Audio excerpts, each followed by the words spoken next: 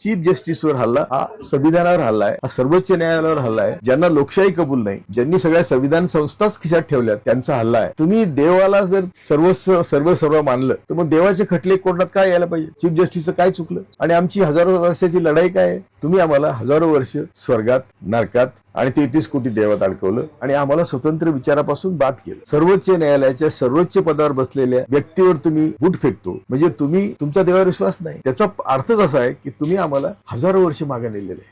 आता मोदी तर किती ढोंग करतायत, पाण्यात जाऊन बसतायत कॅमेरा ठेवून, समुद्रात गुहेत जाऊन बसतायत कॅमेरा ठेवून ध्यान होईल का?